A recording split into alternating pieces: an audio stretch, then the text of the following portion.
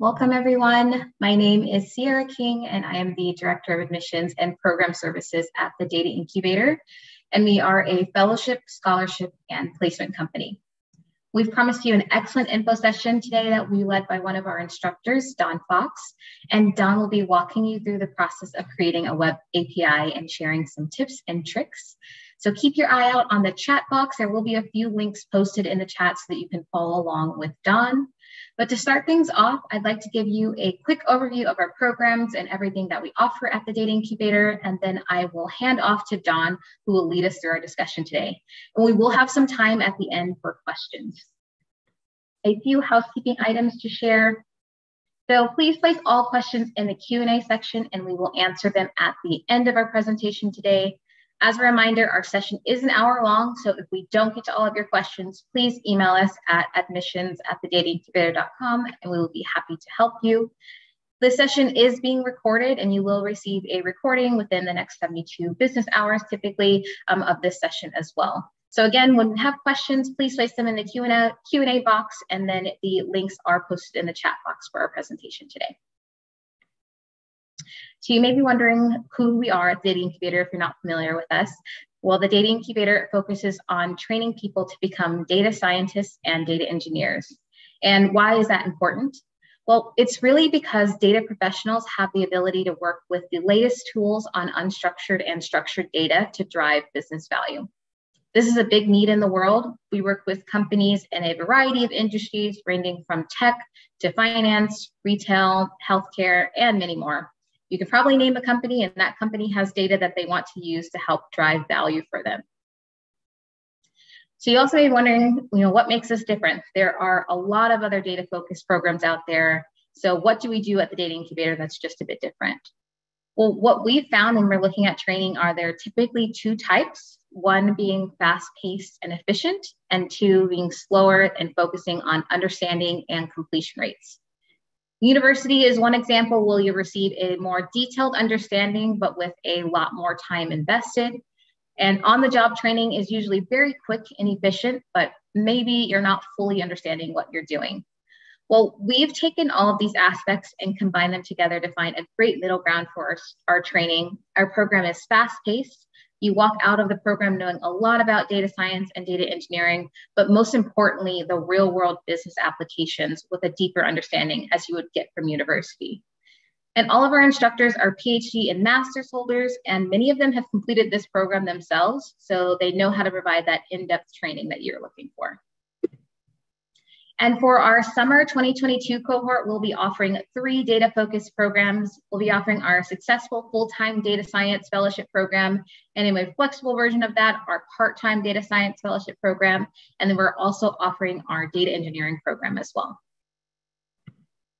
I would like to take some time to review the similarities and offerings for all 3 of our programs. All of our programs are intense. They're built around hands-on focused, data-focused curriculums, and we offer both full-time and part-time programs for our data science program.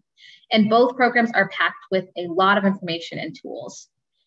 Each week in our program focuses on a different data tool or approach, and in addition to our lectures, we have our students practice in hands-on practice. And we really believe in fostering an interactive learning environment, and so in each program, students will work on many projects that focus on the data tools that you're studying. Additionally, our programs are very collaborative. We want students not only to work with their colleagues and instructors, but also have the opportunity to network and connect with our hiring partners. We're also very career focused. We have career coaches that will help you succeed in your data-focused careers. You'll not only learn how to present your best self by attending our career search workshops, but you'll also have the opportunity to work with a #1 resume writing company to get you a polished, data-focused resume and cover letter.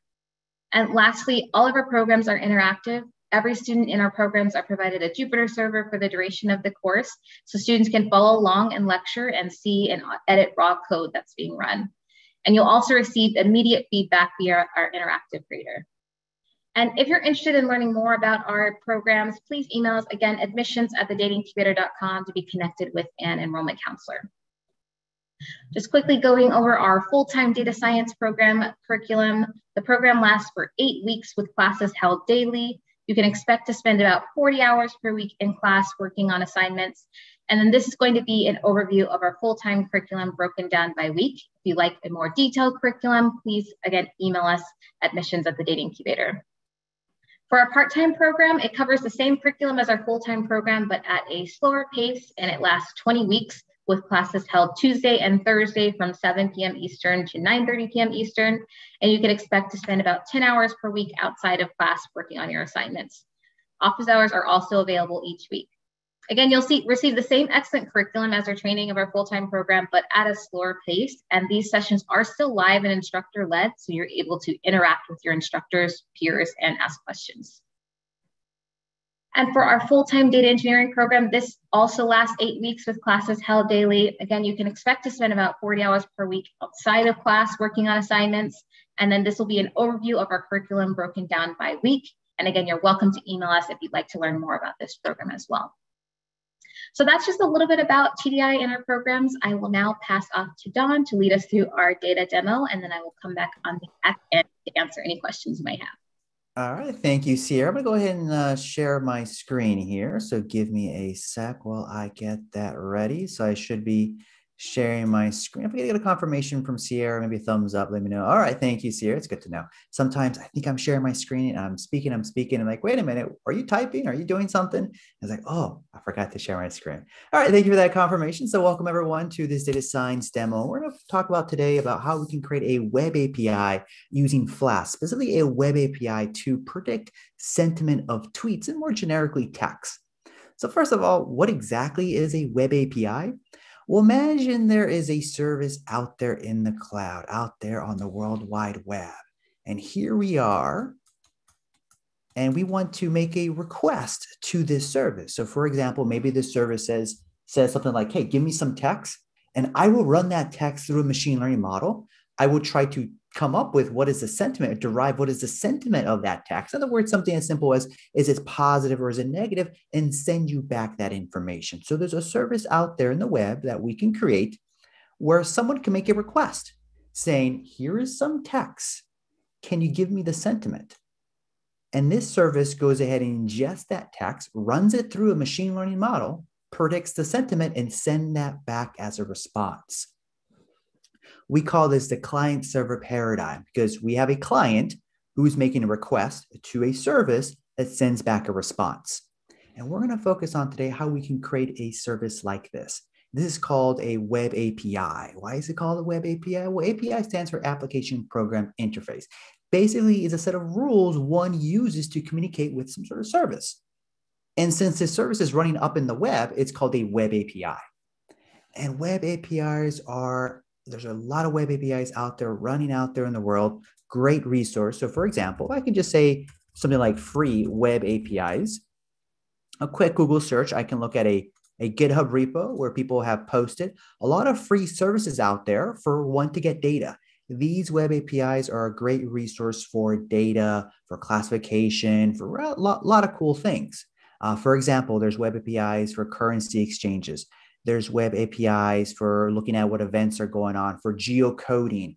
A lot of services out there on the web that one can, with a client, make a request, get back a response for whatever you had to do. In fact, if you look at other ones, there are other web APIs out there, other resources we can look at web APIs. So there's one called the Lord of the Rings API, perhaps getting maybe fun facts about the Lord of the Rings. I know I saw this earlier. One called Cats, a web API, one can get cute images of cats. So it can be something as silly as getting cute images of cats, or something you might want to do for some sort of data science work, like, for example, getting some more information about an address given where it's located, perhaps latitude, longitude, and other things like that. So with that said, let's go ahead and talk about, let me showcase you what we're ultimately going to build. We're going to ultimately build something like this. This is running on a service called Heroku. We're not going to talk about how we can run it on Heroku. We'll talk about how to run it locally, but it's a service that one can give it a text. There is a text right there. I can give it a text that says, this movie was terrible. I can submit and I get back a response saying, you know, it's 70% certain that this was a negative tweet. This was a negative sentiment, and 30% positive. And sure enough, if someone's saying this movie was terrible, yeah, it's a negative sentiment. In fact, if we switch the word terrible and we perhaps switch it to great, well, let's see what happens. Actually, we see that now our application that we have up and running is saying that it has a positive sentiment. So you can imagine we can create a web service out there that one can send requests to, like, hey, can you tell me the sentiment of this tweet? And get back a response, and we can make use of that response. We're going to build this using Flask. Flask is a web framework. Basically, Flask provides you a way to write with Python, create a web application. It's a great general purpose web framework. It's one of the two popular ones out there in Python, the other one being Django. So we're going to use Flask for this demonstration. And for you to follow along at home, I have two Git repos hosted on GitHub that you can use to follow along on this code here. I'm going to go ahead and put that. I think we're going to send that in the chat. Let me just make sure that that was sent out in the chat there. And it is. There are those two links that are being that are sent out. So let me explain what the first link is. The first link is a Git repo with the code. There are two branches you should be aware of. There's the master branch we're going to build off of, but there's also a branch called Flask app that has the finished code up and running. So I might end up typing fast out of interest of time, may not get to all the things I want to show, but there is a branch with the running application that you can switch to. So do be aware of that. So for example, if I click on this link here, I get to the code that will ultimately build at the very end, or try to build as much of it at the end. So that's in a branch called Flask app. I can switch to the master branch, which is the one we're going to build off of. The other link is a link to launch MyBinder. Basically, it's a great resource for one to host a Jupyter notebook running on some sort of Jupyter Hub server. If you want to follow along that way, we'll be doing some stuff in a notebook. So you can click on the launch binder, and this will launch a Jupyter Hub notebook instance for you to follow along with certain Python packages available. So I'm going to go ahead and pause for a minute or two while you can look at those links and get those ready. And I take a sip of water.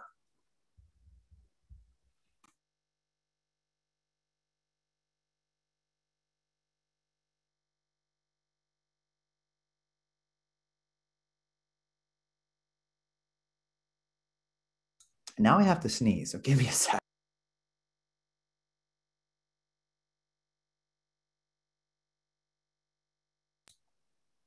All right, sorry about that. Sometimes you just gotta sneeze. All right, let's go to this GitHub link here. And I want to point out some code that we already provide that we're not going to focus on building. That is a code that actually creates the machine learning model. So if we go into app model, model.py, here is some Python code that we use to build this machine learning model to classify tweets. The point of this demo isn't for us to understand how we can create this machine learning model. Our point of the demo is to create that web application to classify tweets. Can be somewhat jarring, this code, but we can kind of follow along and get the gist of what's going on. If you look at the main function, the entry point to this script, we call a function called prepare data, which, surprise, surprise, prepares the data. Then we call another function called construct model, where we pass that training data and gives us back a Python object called model. I'll let you figure out what you think that is. Once we create the model, well, we want to evaluate the model. We want to know how well it does. And we have a function that we can pass the model to and tells us the evaluation. In other words, how well it does, not only on training data, but on testing data. And by the way, these machine learning concepts are taught in our data science curriculum. You'll learn how to do something like this. I'm giving you a quick overview of what's going on here. And then once we've evaluated the model, we want to serialize the model. Well, in other words, we want to create a file on disk where that model resides, so that when we want to use the model, for example, in a web application, we don't have to train or create the model from scratch every time. We can simply load up that model from disk and then use it. So here is a Python code that one can use to create that serialized model file. So then a other part of the code base can simply load up that model and run text through it to come up with a classification. So that's the part that is already provided for you. And we will build a file called app.py. It's going to contain the Flask code to run our project. Okay, all right. So what I'm going to go ahead and do here is I'm going to go ahead and do this on JupyterLab. You can follow along at home with that Git repo. If you did clone it, you download it, whatever your text editor or preference, you can open up a file in a directory called app.py. So let me go ahead and actually it's my binder link. Let me go ahead and go over here, sentiment model, go into the directory called app. I'm going to simply open up a text file. I'm going to rename this text file called app.py.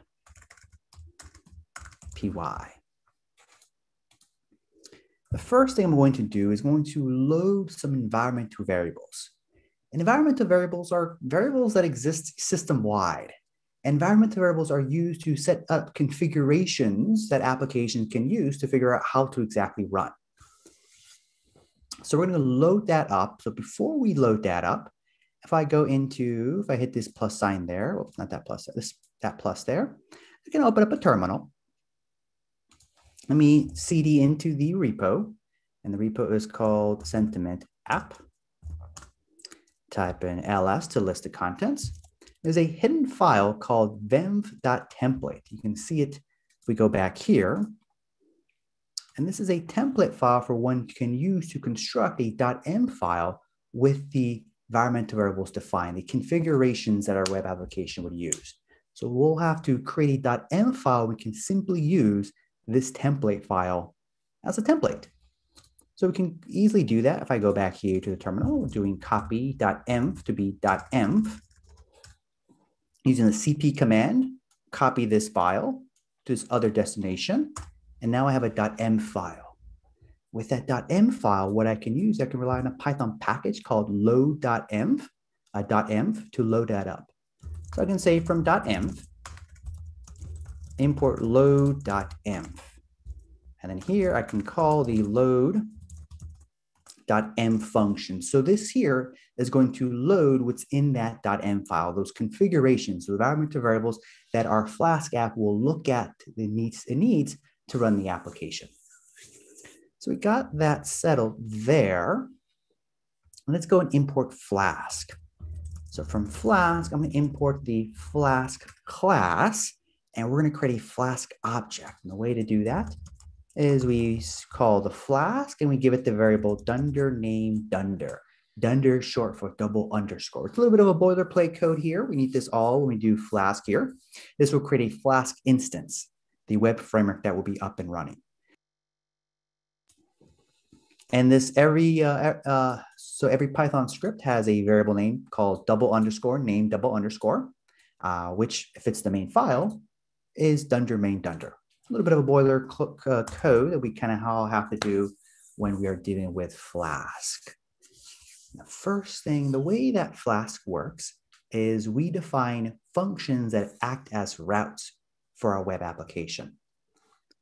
So in other words, if I go back here and I simply say, enter this is the URL of my web application is up and running, I go to the root of my application, I see this message saying a web app to predict positive and negative sentiment. So what happened here is that I have defined a route that will show this text when someone visits that route. This is the root route because it's not followed by, it's just .com and that's it. It's not / something else. We'll define other routes later on, but let's define a very simple route that will display a message to someone. The way I do that in Flask is I define a function. I can call it root. And what this function will do, it will return a string. I would say here a web app to predict positive, negative sentiment. Yeah, I got a typo in there. Don't worry, I'll fix that. Negative sentiment. So I define a Python function that returns this text. But if I want this Python function to execute, to be called when someone visits the root of my application, then I have to do something else. With this app object, I can make use of a decorator called route. And decorators are Python functions that modify the behavior of other Python functions. So here I'm modifying the behavior of this function to be called when someone visits the root of my application. The / point there. So now if I were to launch my application, then this message would appear when someone visits the root event. That's my very first route that I have in this Flask application. Nothing too exciting. In fact, we can try to run that if we'd like to. So I go back here to the terminal and I can have I have to create my virtual environment. So virtual environments are a great way to isolate the requirements of your project. I can quickly do something like that by doing, say, Python 3-m vem that will create the virtual environment. I have a typo there. Vem that will create a virtual environment called vem. I can source into that. I can activate that virtual environment by doing source vem bin activate. And with that virtual environment activate, I can install the requirements, the packages, the third-party packages that we need for this application. Pip install -r requirements.txt. So in this code base, there is a file called requirements.txt that lists the packages one needs to run this application. Pip is a command for installing packages. So pip install -r means what follows next is a file with the requirements. So this would download those requirements there. And notice how it's downloading those packages that we need to run our application. So give it a sec while it does that.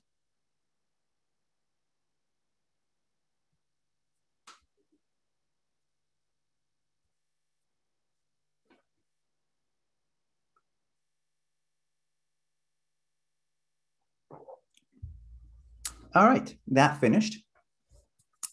And now we are ready to launch our very simple application. I'm going to do Control L, which is clears the screen there. I'm going to do Flask run. And there it is. It's running at 127, port 5000.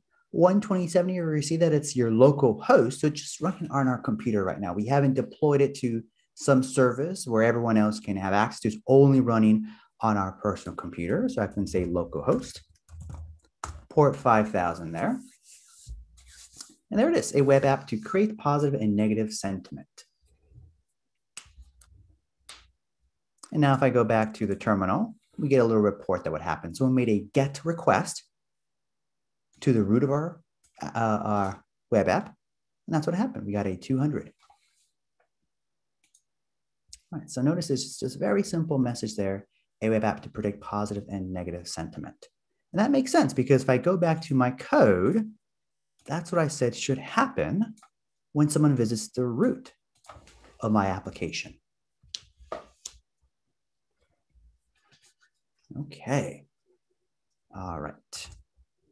Now let's define a route that someone can use that will take the text and run it through a machine learning model. So let's examine what I had before. It's a little harder to read. So let me see if I can blow that up. Actually, let me copy this right there and copy that. I'm going to just paste it here just to demonstrate something. So here is the host. Here is the route we are visiting, the endpoint, the predict. And notice what follows next is a question mark, because what follows next is called the query string. When someone makes a request to a service and they want to send information in that request, one way to send information in the request is in the URL itself.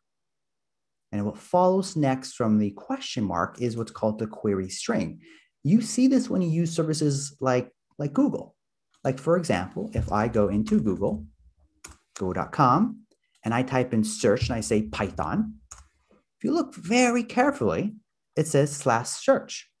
So it's using the search endpoint, question mark. What follows next is the query string, the information that we pass to the server. We didn't think about it, but that's what happened. That's what that HTML did for us. It had that search box. We hit search. It took the text. We sent it out, and it made a request to the servers out in Google. They will hopefully fulfill our request and send us back HTML that our browser then renders. So notice right there, there's a Q is equal to Python because it has defined a key called Q equal to Python. And the server knows what to do with that key value pair. That's a key value pair that then says, okay, Q is equal to Python. They're asking for us to search for the results for Python. And that's what it sure enough did. So we want to kind of mimic this process here. And we see that in the final result that I want to point out over here, where someone will visit predict, there will be a query string with a key called text. And there's the text that we want to analyze. And notice how we have %20, %20. Well, that's how you encode white space in a URL.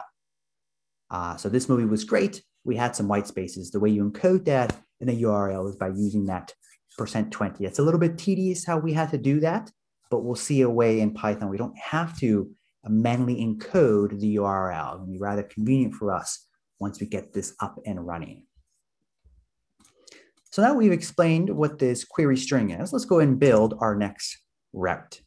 So I'm going to define a function called, let's call it predict, right? And what we think we'll do is we'll have to first load up the machine learning model. Then we will take the machine learning model and run it through the text, make a prediction, and then we want to display a JSON of the results. A JSON is a human readable text format, the open file format that expresses data in arrays and key value pairs. That's exactly what we see here. We see that we have a key called negative, and here is the percentage of it being negative, and positive and the percentage of it being positive. So this is our model's best guess about the sentiment of the text of the tweet. So and try that out. So the first thing we'll do is we'll load up the model. And luckily for us, there's already a function that we can invoke to load up the model.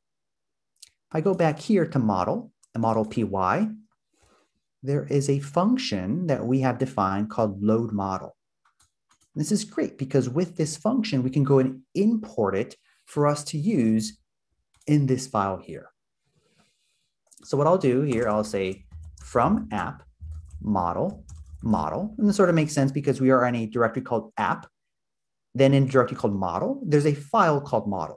You can think of it as sort of telling us where this is located. Well, we want to, from that model file, the model py file, we want to import the load model function. We import the load model function. So now we can make use of our model.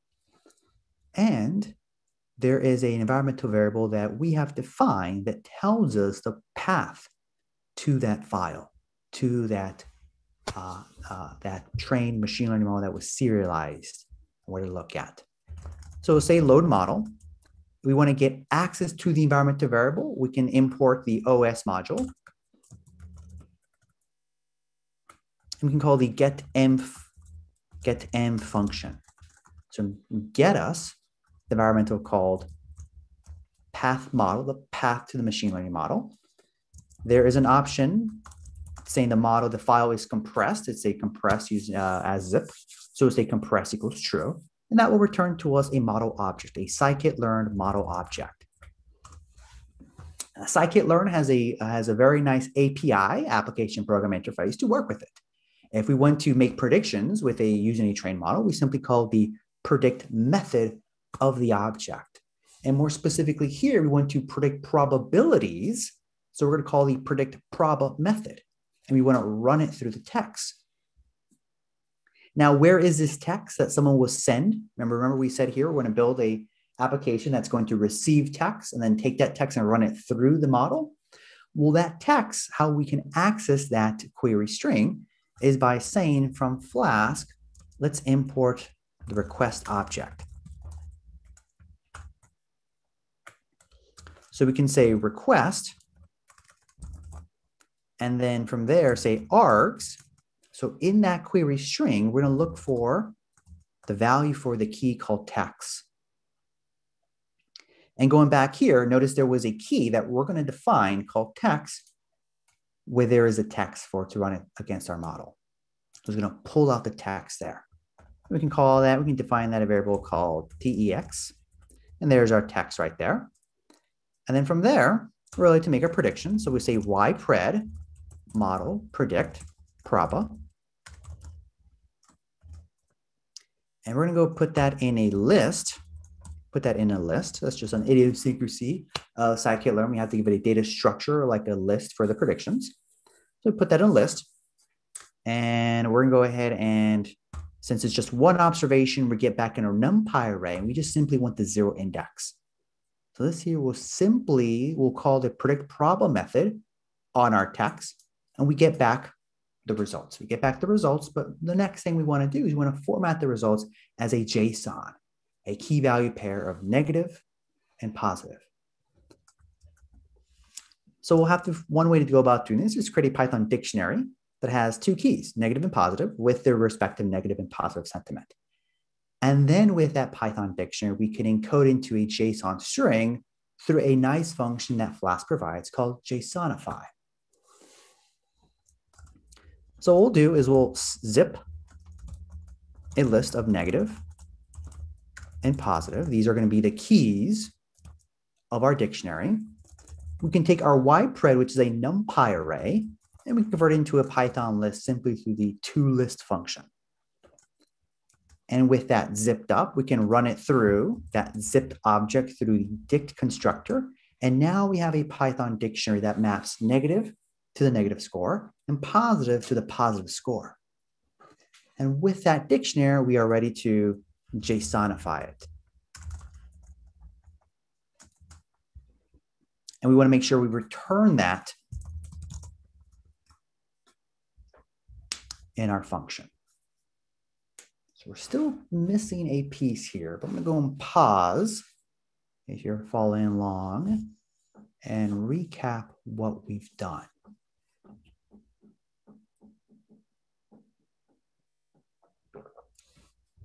There's an environmental variable, think of it a configuration called path model that tells us the path, the location of a trained ML model.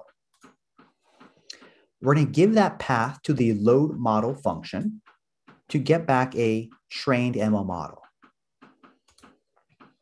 We will also take the text that we want to classify, and that text is in the query string.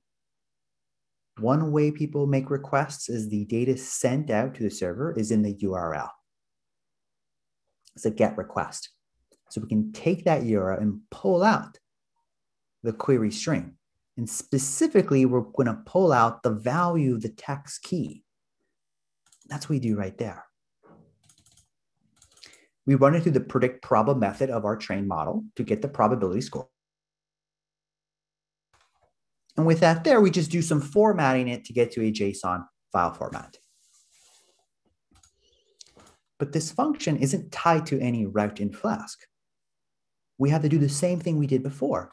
We have to use that route decorator to say to Flask, hey, if someone goes here, call this function. Make that link between a Python function and a route.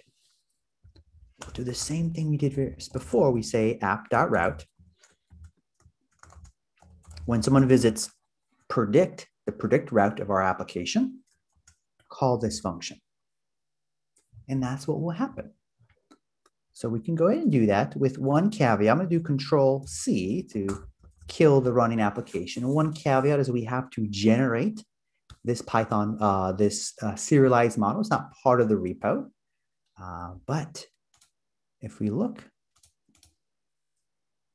at this makefile,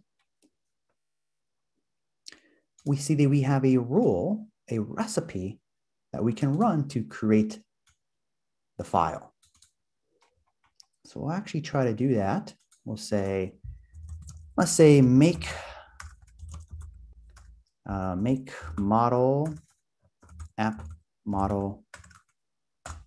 And that should do it. That should download the training data. It will download the training data, then it will run, it will call that script, that Python script that generates the serialized model. It will take a little bit because it's a rather big file. This will create a file on disk for us to use to run our classifications through. And pause there and let that run its process.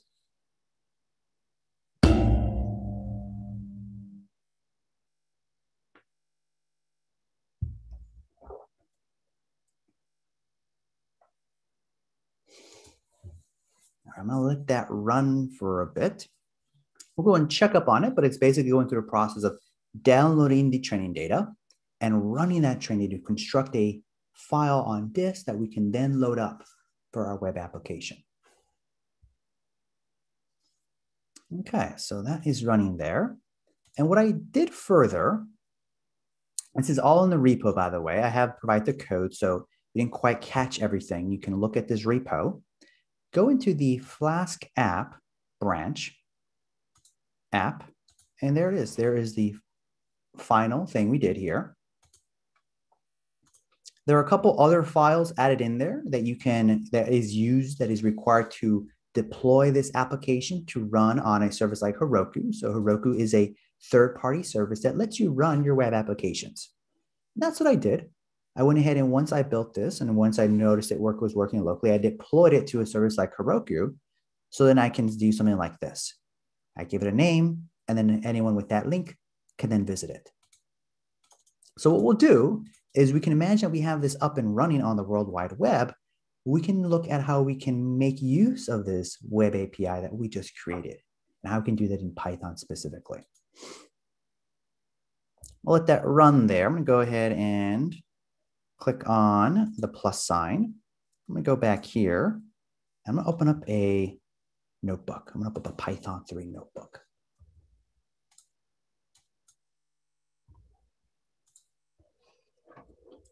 We're used to making web requests using a browser. That's exactly what we did previously. We went to Google, we typed in Python. Well, our browser is the client. But is there a way that we can make web requests in Python? And there is. Then one popular way is by using the request Python package. So I'll do import requests. This will import the request Python package. And then I can do things like define a variable called URL base and set that equal to this URL. Remove the endpoint there. And now I can say request.get the URL base. And this gets back a response object. What exactly is that response object? We look at the status code 200. When we're working with web requests, we have status codes that tell us what happened about the request. 200 means success. You're probably familiar with the error ones like 400, resource not found, or 500, internal server error, right? These are the status codes that we get on. They mean specific things. So what happened here is we made a request to this service and we get back a response. Well, what's in that response? Well, in that response object, there's an attribute called content that shows us the content that we got back. And there it is. It's simply a string with that message. And that's how our browser then takes that message and displays it in our browser. All right. Well, we just don't have this endpoint here. We just don't have this root page. We also have that predict route that we can then hit. Let's try that out. We can say requests. We could get request. And we want to join, I have to import something here. I can say from requests, compatibility. Let's import the URL join function. This is just a function that allows us to join URL. So let's join the URL base with predict. So it's just basically going to add /predict for us to use. We're going to make a get request to this endpoint, and we're going to pass a couple parameters in the query string. And recall there was that key called text, where we can give it a text. We can say this movie was terrible. And we can assign this call to a variable called response. Let's check out the status code. I got 200. Success. I can do response.url, and notice it formatted me with appropriate spaces. In fact, I think I was wrong about it, space being %20. Apparently it's a plus sign, right? That's why we let these packages do the work for us, not to us to worry about the nitty-gritty details that we can never remember. It encoded it properly. I can click on that, and there's the results. But I don't really want to do it through my browser. That's not the whole point here. The whole point here is now I can take that response object and look at the content attribute. Oh, there is the content that was sent back to us. We see a JSON format with two keys, negative and positive. If we want to decode that JSON into a Python object, luckily for us, that response object has a method called JSON. And we have a Python dictionary that maps two keys, negative and positive, with the appropriate sentiment. And sure enough, if someone puts a tweet that says this movie was terrible, well, yeah, that's a negative sentiment. And that's what we see there, predominantly negative sentiment. We can always change things up. We can say this movie was terrible. We can say the movie was great. And I highly recommend it. Run through the process again. And now it says it's 89% certain is a positive tweet, a positive text. Cool. So we have up and running a service that people can send text to and get back a sentiment. And the reason we might want to do this is because we want to perhaps analyze tweets. We can perhaps look up tweets and then run them through our sentiment analysis model. We can encapsulate all this into a function. Or we can say analyze tweet. We give the text of the tweet. We can make a response. We can say request. In fact, I'll just go ahead and copy a lot of this code here. And I'm not hard coding that text there. I can simply say the variable called text. And that will get back a response. And then I can say print tweet. I can display the text of the tweet that came in. And then I can say print response.json. So I can encapsulate what I built before into a Python function, and I can say this movie was terrible. And yeah, it's saying it's about 70% chance of it being negative. Or this movie was great. And I highly recommend it. Pretty positive. Of course, you can always try to trip up the algorithm. It's a rather crude and simple machine learning algorithm. There are ways to improve on it. The point of this exercise demo isn't for us to improve on this model, but we can kind of trip it up. We can say this, I can say the movie was terrible, but the best part was that it was short. So let's see what this says here. And actually, it still says it's slightly negative, but you can imagine it was tripped up by words like best. So it could be silly like that. You can trip up the algorithm. It's not the most sophisticated algorithm we can produce, but nonetheless, we have a service out there that are making requests that we can make requests against and analyze tweets. This is all fine and dandy, but now what if we want to combine the power of Twitter? Twitter provides us a web API. Twitter provides a way that one can sign up for their service and have permission to programmatically search for tweets. So for example, we've got a couple of minutes remaining, and I can point you to this resource here. I can perhaps send that link right now. Twitter has a web API. So we can imagine that we can use Twitter's web API to search for tweets, take those tweets, and then run them against our model.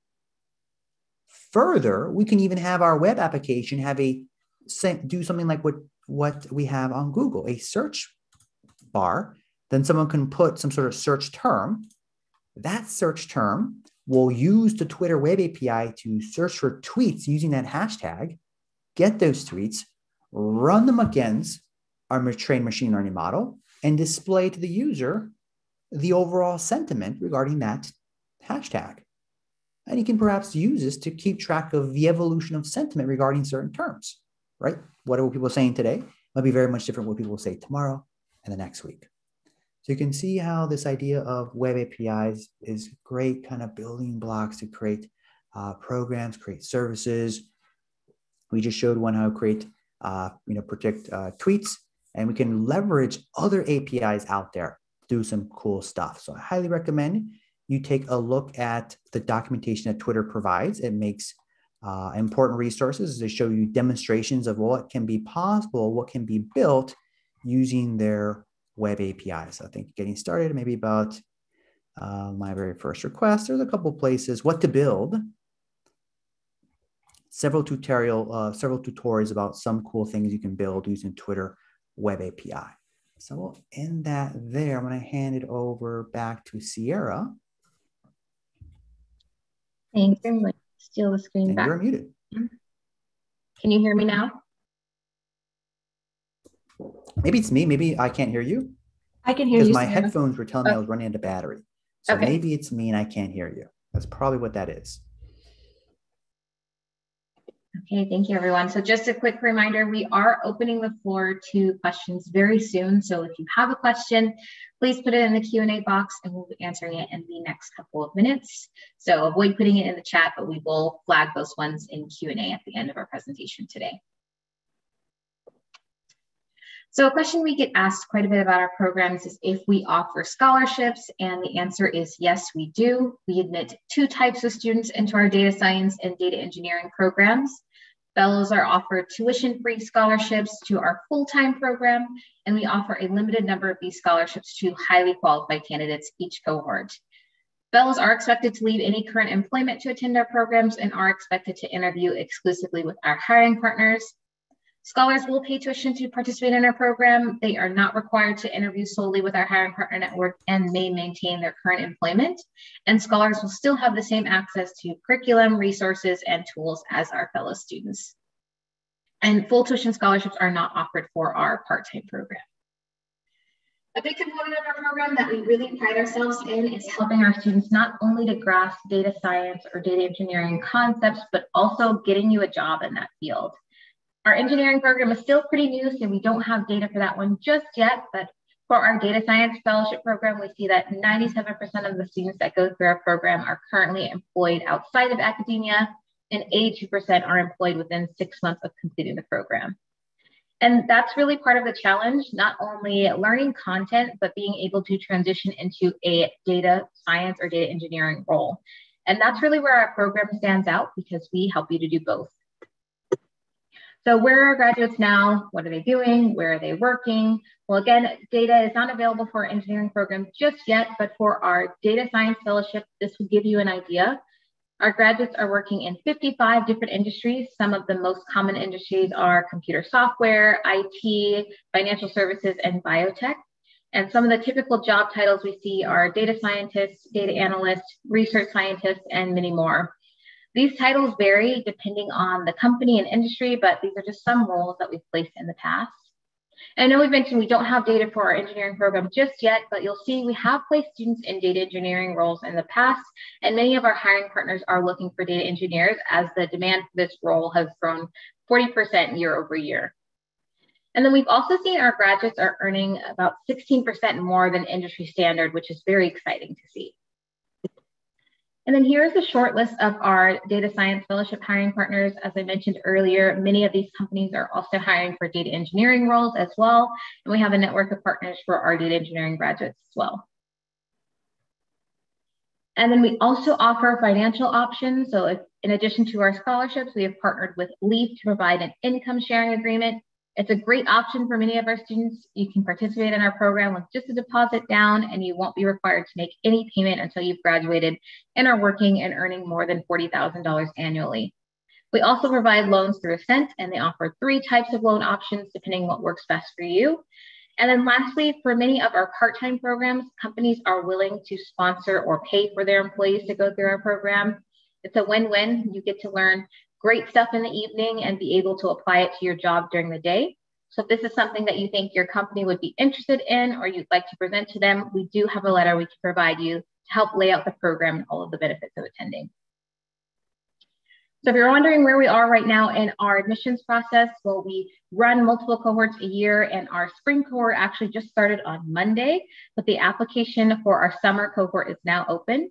And the cohort will run for our full-time group from, I think it's June 27th through August 19th. And then for our part-time group, June 27th through November 11th. And then as I mentioned earlier, the full-time cohorts are 8 weeks long and the part-time cohorts are 20 weeks long. And then some specifics about the application. We ask that you submit your application by April 15th for the regular admissions deadline. And then you'll have 72 hours to complete the coding challenge from the time that you open it. And the challenge deadline is April 18th. You can't complete the challenge unless you submit the application. So just in general, I recommend you complete the application and challenge sooner than later to avoid any technical issues. We are unable to reopen the application or challenge after those deadlines. So if you are interested in applying to our programs, if you haven't already, which I hope you are, you can go to thedateincubator.com/apply to submit your application. And if you have questions about your specific situation, this presentation, or going through our application process, again, please email us admissions@thedateincubator.com and we'd be happy to answer your questions. So at this point, I will open the floor to questions. We'll start with what's in the Q&A currently. If you have questions that you'd like me or Dawn to answer live, please put those in there now. And Dawn, it looks like most of these questions are more on the technical side for your presentation, so I will pass to you to go through those and answer them. You are muted, Dawn. Yeah, thank you. All right. And sorry that thinking that you were muted because my headphones decided to die towards the end there. So I see the question here, where is Flask actually running? It's running the virtual environment. The Binder instance was for you to follow along with making the requests to the up and running web application that I had using Heroku. All right, take care of that question there. And I say path model is the path to the model that was dumped via serialized model inside model PY. Correct. That is the path to the model, a location of the model that would be serialized by running the serialized model function. I understand the pieces separately, but just a little confused about where everything is coming from and how they fit together. Flowchart would be useful. Yeah, so we can take a look at this code here. So you can switch over to the Flask app branch. And if we look at model here, model PY, if someone will run this script, we'll see what they'll do is they'll call the main function, which will prepare the data, construct the model, evaluate the model, and then finally serialize the model. And notice there is a path model file there, a variable that is part of the arguments, the command line arguments for the script.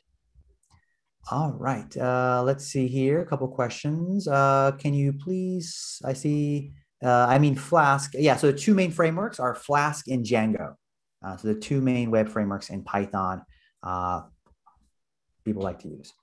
All right, let's see. I already answered the one about path model. There's a couple of questions here about the cost of their programs. Maybe Sierra can best answer that. Sure, happy to answer that. So all of our programs, the tuition cost is $10,000. And as I mentioned earlier, for our full-time programs, we do offer full tuition scholarships. That would be our fellows that we admit into our program. And then we also offer a variety of finance options and discounts depending on if you pay your tuition directly. I see another question here. Do you have a comparison of the employability of graduates that require sponsorship versus those that are already allowed to work in the US? So we work with a variety of students from many backgrounds, different visa statuses as well. So our placement data is self-reported data. It's not based off of a certain type of student or a certain type of visa background, but I can say we've worked with a variety of situations here with students that do and don't require sponsorship that hiring partners are willing to work with.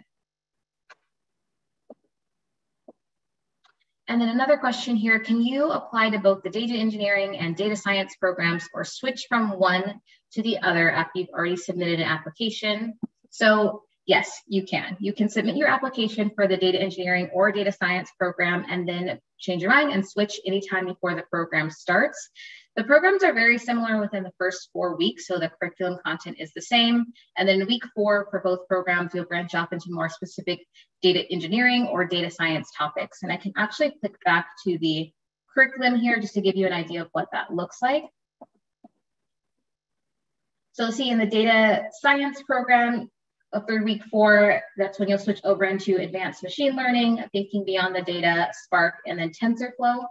And then for our data engineering program, at week 4, you'll switch over in week 5 to AWS, database systems, data communication, and data workflows and architectures.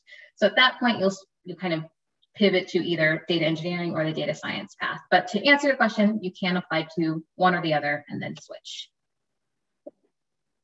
Another question here, what exactly is full-time? Does it mean if you have a full-time job, you cannot apply for a full-time program?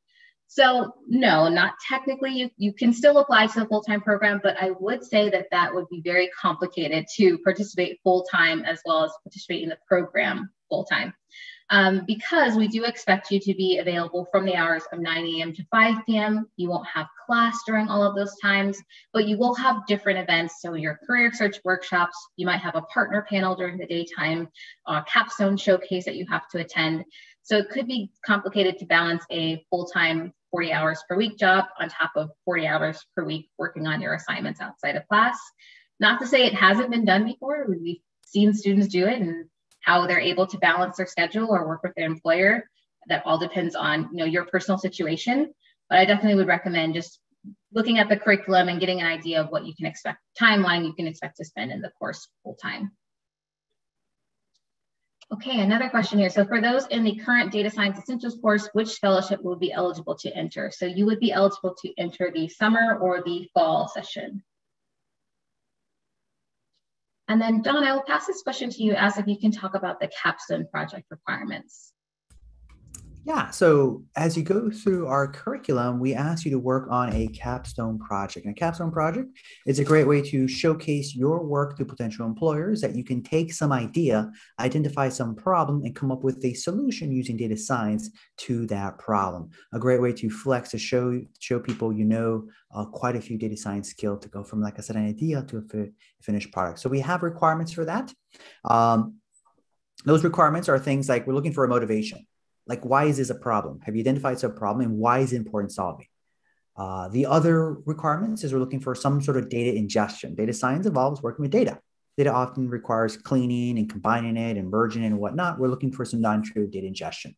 We're also looking for 2 distinct visualizations in your capstone. Visualization is a great way to showcase some result of your analysis. We're also looking for some sort of machine learning in your capstone project. And finally, a deliverable, everything all nicely packaged up, perhaps as a Git repo hosted on a service like GitLab or GitHub to show off your work that you did through the curriculum, through the program.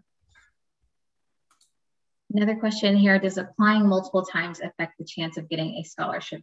So we've seen students apply multiple times. It does not hurt your chances of getting a scholarship.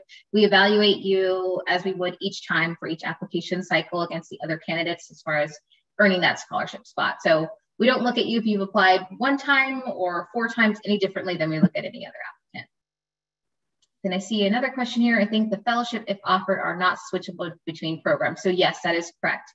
If you apply to data engineering and you are offered a full tuition scholarship, you couldn't transfer that to the data science program. If you wanted to switch to the data science program, then it would be participating as a scholar.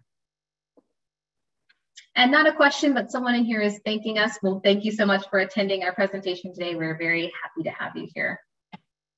Yeah, and I know it was a lot, but I had that GitHub repo where you can kind of look at the finished code in that Flask app branch, look at it at your own pace and kind of re-examine what I showed today.